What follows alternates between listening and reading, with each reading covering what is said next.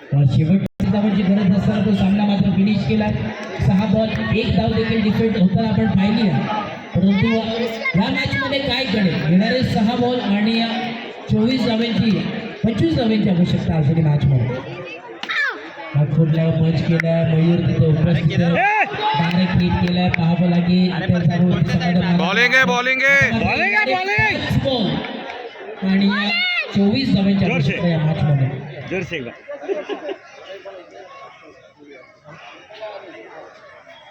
पुढचा बॉल डान्सी त्याला पट्टा गेला. बॉलिंग आहे संपास संपास, क्या बात आहे क्या बात आहे. आता मात्र मित्र म्हणेल फक्त आणि फक्त औपचारिकता या मॅच मध्ये शिल्लक आहे.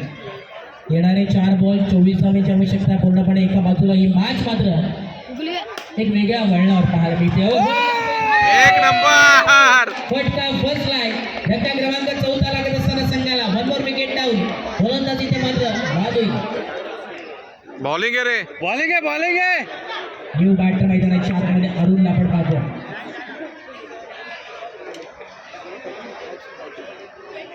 पुढचा बॉल रमेश पंडिता. क्या बात है, ये भी गया. एक नंबर. एक लिए तो हो जाएगा ना उसका. हैट्रिक हो जाएगा. Hat trick hat trick hat trick. Come on come on hat trick. Hat trick संपूर्ण होईल का त्या गोलंदाजाची पाहावं लागेल. ऑन हॅट्रिक हा गोलंदाज आहे. सलग 2 विकेट संपादित केली आहे. हा तिसरा बॉल आपल्या समोर आहे. ऑन हॅट्रिक काय घडेल.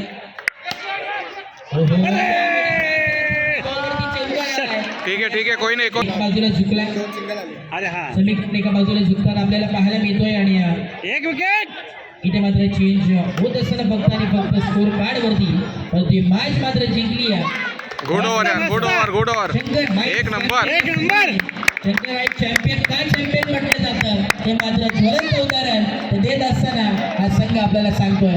जिंकलेल्या टीमचं हार्दिक अभिनंदन आणि हरलेल्या टीमचे तेवढेच कौतुक. या मॅचचा मॅन ऑफ द मॅच ठरला आहे. मॅचचा मॅन ऑफ द मॅच ठरला आहे. ज्यांनी गोलंदाजी करत असताना एक मोठ्याच्या क्षणी उत्कृष्ट अशी गोलंदाजी पार पाडली तो ठरला या मॅचचा man of the match. Kaushal man of the match.